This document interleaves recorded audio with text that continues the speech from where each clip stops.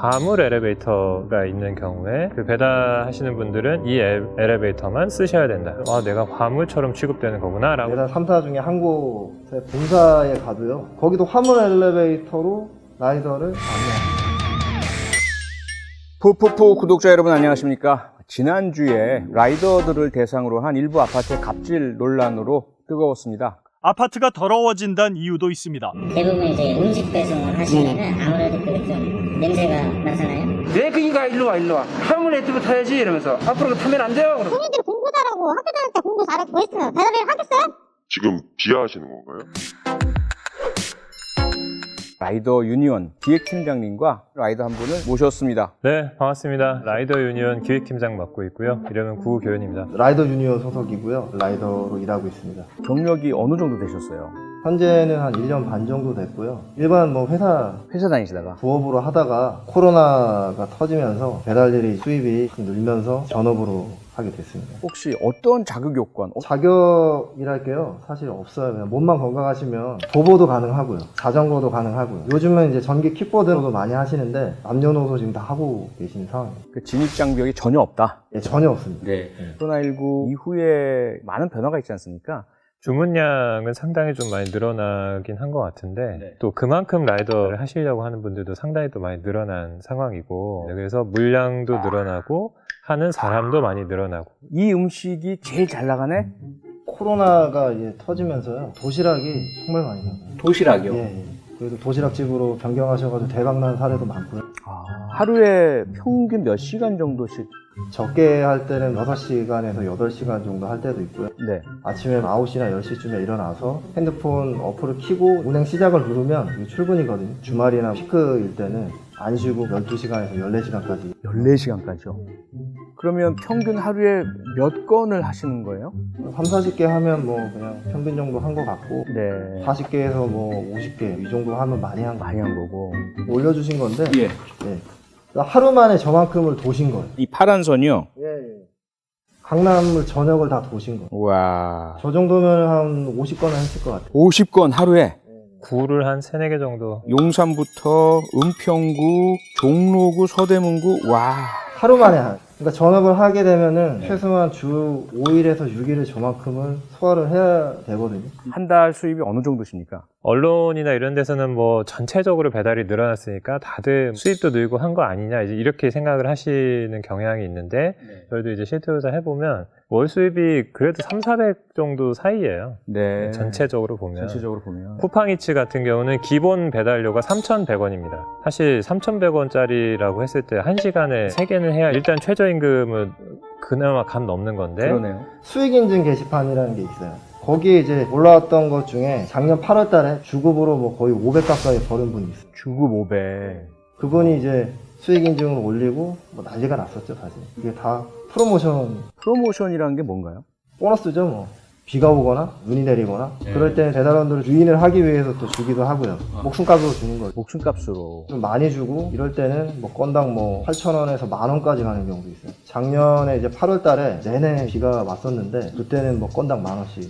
하루 일당으로 70만 원 정도 가져가신 분도 있었고요. 그건 특수한 상황이라서 일반적인 것 같진 않아요. 순수입은 아니지 않습니까? 여기 이제 들어가는 비용들은 주로 어떤 것들이 있습니까? 오토바이를 구입을 할 때 뭐 할부로 보통 구입을 하거든요. 오토바이 할부금 빠져나가고. 할부금. 보험료가 그게 상해보험이 일반적인 상해보험 못 드신다면서요? 유상운송 보험이라 해가지고 기름값 들어가고 통신비 들어가고. 그러면 그걸 한번 계산해 보셨어요? 한 달 비용이 어느 정도 들어가요? 평균적으로 그냥 고정적으로 나가는 거는 100만 원 정도는 잡아야 되는 것 같아요. 100만 원 정도. 만약에 2만 원짜리 치킨을 시킨다. 사실 정책이 자꾸 바뀌어가지고 최근에 어쨌든 얻은 정보에 의하면 2만 원이면 그중에 상점주가 부담해야 되는 수수료가 15%입니다. 거기에 이제 카드 결제 수수료 3% 하니까 총 18%니까 한 3,600원 정도가 일단 쿠팡으로 가요. 그리고 여기에서 상점주가 기본 배달료라고 하는 걸 부담하게 됩니다.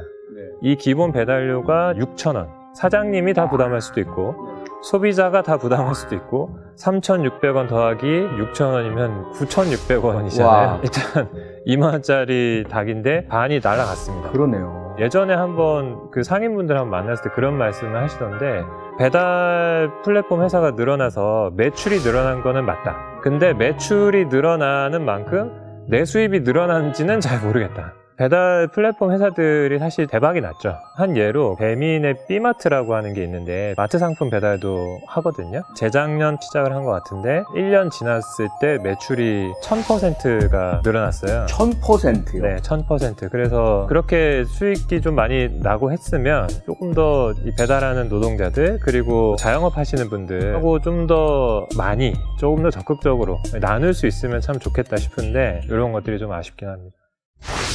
라이더를 대상으로 한 갑질이라고 할까요? 국가인권위원회에 우리 라이더 유니온이 진정을 하셨잖아요. 엘리베이터 중에 화물 엘리베이터가 있는 경우에 뭐 안내가 아예 써 있습니다. 그 배달하시는 분들은 이 엘리베이터만 쓰셔야 된다. 그러면 배달하는 사람들 내가 화물처럼 취급되는 거구나 라고 당연히 인식하게 되는 겁니다. 배달 3사 중에 한 곳의 본사에 가도요. 거기도 화물 엘리베이터로 라이더를 안내합니다. 아니 라이더들하고 일하는 회사가 거기는 화물 엘리베이터라도 깨끗하긴 한데 보통은 곰팡이가 잔뜩 피어있어요. 그리고 썩은 데가 진동을 하거든요. 기분이 안 나쁠 수가 없죠. 한 아파트에서는 제가 좀 충격적인 얘기 들었는데 배달하는 사람들이 눈에 띄지 말게 다녀라. 주민들이 당신들 보고 싶지 않다. 이런 거예요. 귀신이 되거나 투명인간들란 아니면 말이네요. 그리고 각서를 쓰게 하는 경우도 있습니다. 각서요. 네, 라이더들 들어올 때 여차저차 해야 된다, 뭐 준수해야 된다. 그것을 각서를 요구하는 것은 모든 라이더가 다 문제가 있다라는 생각을 전제로 해서 경고를 주는 거잖아요. 정말 그런 요구를 받으면 내가 그렇게 무슨 문제 있는 사람처럼 보여? 이런 마음이 당연히 들지 않겠어요? 그리고 지상에 이제 차량이 안 다니는 뭐 이런 아파트들 같은 경우 입구에다 오토바이를 대놓고 이제 걸어 들어가야 되는 뭐 이런 상황인 건데 그렇게 걸어서 가가지고 배달하고 나오면 이것도 배달 한 건 하는데 한 3건 정도 하는 시간이 걸리는 거거든요. 그러겠네요. 마지막으로는 또 지하주차장으로만 들어가게 하는 경우도 있어요. 지하주차장 들어가는 바닥이 눈이나 비가 오면 정말 미끄럽고 거기서 정말 사고 많이 나거든요. 네. 미끄러져서 바로 무릎이 깨지고 뭐 이런 사고들이 정말 많은데 거기에 미끄럼 방지 포장재 뭐 이런 좋은 제품들이 많아요. 그런 거 하지 않고 그냥 미끄럽게 한 상태에서 눈 비 오는데 들어가야 되니까 사고 나고. 그래서 저희가 그런 걸 모아서 이제 국가인권위원회에 진정을 하게 된 거죠. 네. 제가 생각할 때는 두 가지가 있는 것 같아요. 하나는 좀 두려움이죠. 잘 모르는 사람인데 더구나 이렇게 헬멧을 쓰셨잖아요. 또 대부분은 건장한 남성 라이더들이 있으시다 보니까 헬멧도 벗어달라, 신원을 확인해달라 이런 부분들이 좀 과도해진 측면이 하나가 있는 것 같고 다른 한쪽 측면은 글쎄요. 우리와 다른 존재. 우리는 이곳에 살고 있는 권리를 가진 사람들인데 저분들은 여기에서 우리가 누리는 이 권리를 같이 누릴 자격이 없어. 말씀하신 게 예. 저도 느끼고 있거든요. 그 아파트들이요. 다들 고급 아파트고요. 저분들은 신분이 없다고는 하는데 뭐 우리들보다 위에 있다고 생각을 하시는 그런 걸 느껴요. 가서 좀 박탈감을 느끼고 오죠. 국가인권위원회에 진정을 하시면서 민간 아파트 주민들께 할 수 있는 건 한계가 있을 수밖에 없을 텐데 저희가 기대하는 건 뭐 2가지가 있습니다. 주민 대표회의 같은 자치 조직이 있기 때문에 개선을 권고하는 것들은 분명히 할 수 있다. 그래서 입주자분들이 이 아파트를 운영하는 데 있어서 뭐 걸어 들어와야 되거나 막 이런 경우들은 그러면 입구에 보관함 놓고 이렇게 사실 하면 되거든요. 지하주차장의 미끄럼 방지 포장재 이런 것들은 할 수 있다. 그리고 또 한 가지는 사람들이 이런 문제에 대해서 이제 좀 심각하다라는 것이 좀 인식이 되었다고 하면 그런 가운데 라이더분들이 너무 교통법규 안 지킨다 이런 분들도 계시는 것 같아서 네, 그런 부분도 개선해야죠. 인터넷에 기사가 뜨면 댓글의 한 95% 정도는 다 니들이나 똑바로 해라 이런 거예요. 우리의 권리를 또 요구하기 위해서는 다른 시민들의 권리도 존중하는 것이 필요하다. 최소한 우리 조합원들부터는 이런 것들 하지 말자. 뭐 사고 이력이 없는 라이더에게는 보상금도 준다. 이런 것도 하거든요. 고객분들의 평 가장 무섭다는 이야기를 제가 들은 적이 있는데 쿠팡 앱은 고객이 이제 배달 라이더한테 평가하는 게 있거든요. 따봉이라고 하고 역따봉이라고 하는데 역따봉 하면 이제 뭐 음식이 흘렀다, 배달이 늦었다, 뭐 이런 식으로 이제 평가를 할 수가 있어요. 회사에서는 뭐 그런 평가가 라이더에게 뭔가 불이익이 되지 않는다라고 이야기는 하지만 알 수가 없어요. 그것도 다 베일에 가려져 있기 때문에 황당한 뭐 요청, 부탁 이런 것도 하는 예가 있나요? 요즘에는 코로나 때문에 고객들하고 부딪힐 일이 없는데 예전에 담배 사와라. 오는 소주, 김에. 네, 소주 사와라. 뭐 1층에 택배 좀 가지고 와라. 뭐.